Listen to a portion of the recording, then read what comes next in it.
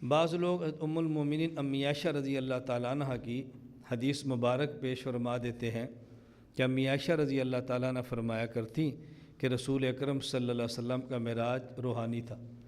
حضرت امی عائشہ رضی اللہ تعالیٰ عنہ نبی پاک صلی اللہ علیہ وسلم کے نکاح میں آئی ہیں مکہ مکرمہ جب آپ کی آخری سال چل رہے ہیں، اور ان کی رخصتی ہوئی ہے مکہ مکرمہ میں نہیں بلکہ مدینہ منورہ میں۔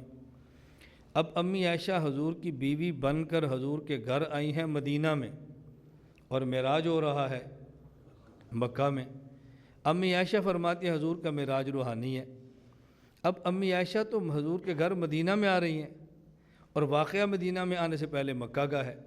اس وقت امی عائشہ بہت چھوٹی عمر کی ہیں، حضور کے گھر میں آئی نہیں ہیں۔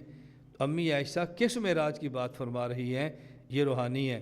اس کا معنی یہ ہے کہ جو معراج مکہ میں تھا امی عائشہ اس کی بات نہیں کر رہی، جو امی عائشہ نے معراج دیکھا حضور کے گھر میں وہ مدینہ میں تھا، اس کی بات فرما رہی ہے۔ اس کا معنی یہ ہے کہ نبی پاک صلی اللہ علیہ وسلم کا معراج 2 مرتبہ ہے۔ ایک آپ کا معراج جسمانی ہے جو مکہ مکرمہ میں ہے، اور ایک معراج روحانی ہے خواب والا جو کہ مدینہ منورہ میں۔ اس میں کوئی اختلاف ہی نہیں ہے، اس میں کوئی الجھن کی بات ہی نہیں ہے۔ آپ میں سے اللہ توفیق دیتا کسی کو عمرے کے لیے مکہ مکرمہ چلا جاتا ہے، مکہ مکرمہ دیکھ آیا، اب واپس آیا تو کہتے ہیں استاد جی خواب آئی، دل نہیں لگتا، رات ستا تو پھر مکہ پہنچ گیا، رات سویا تو پھر مکہ پہنچ گیا تھا، بس ایسا مکہ یاد آ رہا ہے۔ کوئی بندہ کہہ رہا ہے کہ جھوٹ بول رہا ہے؟ نہیں بھائی، 1 مہینہ پہلے اس کا جسم گیا تھا، مہینے بعد روح چلی گئی ہے۔ تو رسول اللہ صلی اللہ علیہ وسلم نے مکہ مکرمہ میں جسمانی معراج فرما لیا، مدینہ منورہ میں تو روحانی معراج پھر ہو گیا، اس میں اختلاف کی بات ہی نہیں۔ میں یہ بات اس لیے عرض کر رہا ہوں کہ اس کو سمجھیں اچھی طرح۔ نبی پاک صلی اللہ علیہ وسلم کا معراج آپ کا اعزاز بھی ہے اور آپ کا اعجاز بھی ہے۔ اللہ رب العزت نے رسول اکرم صلی اللہ علیہ وسلم کا جب معراج کا واقعہ ذکر فرمایا تو قرآن کریم 15 نمبر پارہ سورہ بنی اسرائیل کی پہلی آیت، سبحان الذی اسریٰ بعبدہ لیلا من المسجد الحرام الی المسجد الاقصی الذی بارکنا حولہ لنریہ من آیاتنا انہ هو السمیع البصیر۔ اللہ رب العزت فرماتے ہیں پاک ہے وہ ذات جو اپنے بندے کو لے گی، بعبدہ اپنے بندے کو، من المسجد الحرام مکہ مکرمہ مسجد حرام سے، الی المسجد الاقصی مسجد اقصی بیت المقدس تک۔ کیوں؟ لنریہ من آیاتنا، تاکہ ہم اپنے بندے کو اپنی نشانیاں دکھائیں۔ انہ هو السمیع البصیر، اللہ رب العزت سنتے بھی ہیں، اللہ رب العزت دیکھنے والے بھی ہیں۔ یہاں جو بات سمجھنے کی ہے، بعبدہ فرمایا۔ نبی کریم صلی اللہ علیہ وسلم جب ہم کلمہ پڑھتے ہیں تو لا الہ الا اللہ محمد الرسول اللہ کہتے ہیں، رسول اللہ صلی اللہ علیہ وسلم۔ اور یہاں اللہ رب العزت نے برسول ہی بھی نہیں فرمایا، بنبی بھی نہیں فرمایا، بلکہ بعبدہ ہی فرمایا۔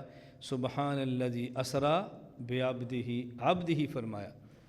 نبی کریم صلی اللہ علیہ وسلم کے بہت زیادہ صفاتی نام ہیں، بشیر ہیں، نذیر ہیں، مبشر ہیں، سراج ہیں، دائی ہیں، مبلغ ہیں، مزمل ہیں، مدثر ہیں، کئی نام ہیں آپ کے، اور آپ کی صفات ہے کئی، لیکن ان تمام صفات میں سے صفت عبدیت کا ذکر فرمایا ہے۔ سبحان الذی اسریٰ بعبدہ نہیں، بنور ہی نہیں فرمایا، برسول ہی نہیں فرمایا، بنبی ہی نہیں فرمایا، بلکہ فرمایا تو بعبدہ ہی۔ یہ صفت عبدیت اس موقع پر اللہ رب العزت نے کیوں ذکر فرمائی ہے؟ اس پر مختلف حضرات نے مختلف کلام فرمائے ہیں، اپنے ذوق کے مطابق دلائل فرمائے ہیں۔ مولانا قادری رحمۃ اللہ علیہ نے سیرت المصطفیٰ میں ذکر فرمایا، اس کا خلاصہ کیا ہے کہ رسول اکرم صلی اللہ علیہ وسلم کی جو صفات تھی، ان صفات میں سے آپ کو سب سے زیادہ پسندیدہ صفت عبدیت تھی۔ خود آپ کو سب سے زیادہ پسند یہ تھا صفت عبدیت۔ تو جو صفت آپ کو سب سے زیادہ پسند تھی نا، اللہ نے واقعہ معراج کا تذکرہ کرتے ہوئے اسی صفت عبدیت کو ذکر فرمایا ہے۔ نبی کریم صلی اللہ علیہ وسلم جب کھانے کے لیے تشریف رکھتے تو آپ ایسے بیٹھتے جیسے کوئی غلام بیٹھا ہوتا ہے، اور حضور خود فرماتے کہ میں عبد ہوں اور میرا جی چاہتا ہے میں ایسے کھاؤں جیسے عبد اور غلام کھاتا ہے۔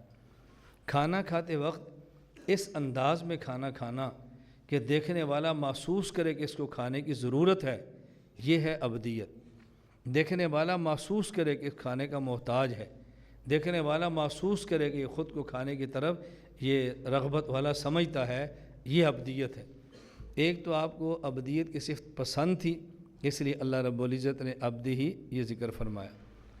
دوسری بات مولانا کاندھلوی رحمۃ اللہ فرماتے ہیں، دوسری وجہ یہ ہے، ایک ہے رسالت اور ایک ہے عبدیت۔ رسالت کا مطلب کیا ہوتا ہے کہ پیغمبر خالق سے پیغام لیتا ہے، مخلوق کو پیغام دیتا ہے، اور خالق کے پیغام کی جگہ محل امر یہ اوپر ہے، اور جس مخلوق کے لیے پیغام آتا ہے مخلوق نیچے ہے۔ تو رسالت میں اوپر سے نیچے کی طرف پیغامات آتے ہیں، اور اب جو معراج تھا وہ اوپر سے نیچے کی طرف نہیں تھا۔ معراج کہتے ہیں عربی زبان میں سیڑھی کو معراج کیوں کہتے ہیں؟ عرجہ یعرج عروجن کا معنی ہوتا ہے چڑھنا، اور سیڑھی یہ آلہ ہے چڑھنے کی چیز ہے، اس لیے اس کو معراج کہتے ہیں۔ اور یہاں معراج میں اوپر سے نیچے نہیں آنا بلکہ نیچے سے اوپر جانا ہے۔ تو رسالت میں پیغام اوپر سے نیچے آتا ہے، اور عبدیت میں عبد کے جو احکام، عبد کے اعمال ہیں وہ نیچے سے اوپر کی طرف جاتے ہیں۔ یہاں معاملہ ایسا تھا اوپر سے نیچے نہیں، نیچے سے اوپر، اور یہ عبدیت ہے، اس لیے یہاں پر برسول نہیں فرمایا بلکہ عبد ہی فرمایا ہے۔ اور تیسری وجہ جو مولانا ادریس کاندھلوی رحمۃ اللہ نے لکھی ہے، وہ فرماتے ہیں کہ رسول اکرم صلی اللہ علیہ وسلم کا یہ سفر اتنا عجیب تھا کہ آپ کا معتقد خام خواہ نبی پاک صلی اللہ علیہ وسلم کا معتقد ہونے کے باوجود مزید آپ کا عاشق بنتا ہے، تو ظاہری خدشہ ایسے ہے کہ کوئی بندہ نبی کریم صلی اللہ علیہ وسلم کا مختصر وقت میں اتنا طویل سفر دیکھنے کے بعد کہ آپ کی پوجا کرنے کی تیاری شروع نہ کر دے کہ حضور تو اتنے بڑے ہیں، ان کو پوجنا چاہیے، اتنے بڑے ہیں ان کی عبادت کرنی چاہیے۔ کوئی فرشتے کو پوجتا تھا، کوئی ستارے کو پوجتا ہے، کوئی چاند کو پوجتا ہے، اور کوئی سورج کو پوجتا ہے، کوئی بت بنا کے پوجتا ہے۔ تو لوگ چھوٹی چھوٹی باتوں پر پوجنا شروع کرتے ہیں۔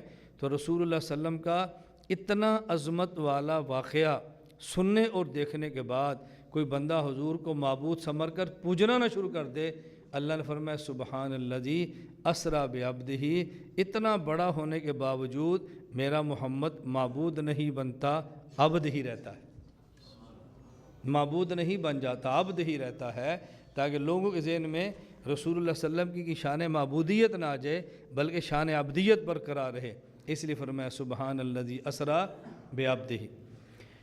اس کی ایک توجیہ جو میں عرض کرتا ہوں وہ بھی آپ سنیں کہ سبحان الذی اسریٰ بعبدہ یہاں پر عبدی کیوں فرمایا؟ اس کی وجہ یہ ہے، حدیث پاک میں ہے، نبی کریم صلی اللہ علیہ وسلم نے فرمایا من تواضع للہ رفعہ اللہ، جو شخص اللہ کے لیے عاجزی اختیار کرتا ہے اللہ اس شخص کو رفعتیں اور بلندیاں عطا فرماتے ہیں۔ یہ تو ہو گیا ضابطہ کہ جو شخص اللہ کے لیے عاجزی اختیار کرتا ہے اللہ اس شخص کو رفعت اور بلندی عطا فرماتے ہیں۔ اب اگلی بات کہ جتنی عاجزی اختیار کر لے گا اللہ اتنی بلندی عطا فرمائیں گے، جتنا جھکے گا اللہ اتنا اٹھائیں گے۔ ہر شخص اپنی حیثیت کے مطابق تواضع کرتا ہے، رسول اکرم صلی اللہ علیہ وسلم نے اپنی شان کے مطابق تواضع فرمائی ہے۔ توجہ رکھیں ذرا، آپ نے شان کے مطابق تواضع اختیار فرمائی ہے۔ اس کا مطلب یہ ہے کہ رسول اکرم صلی اللہ علیہ وسلم اللہ کی ذات کے بعد سب سے بڑے ہونے کے باوجود آپ نے عاجزی کرنے میں انتہا کر دی ہے، اور اللہ رب العزت نے اپنے محبوب کو بلندیاں دینے میں انتہا کر دی ہے۔ لا الہ الا اللہ، لا الہ الا اللہ، لا الہ الا اللہ، ما لنا رب سواه۔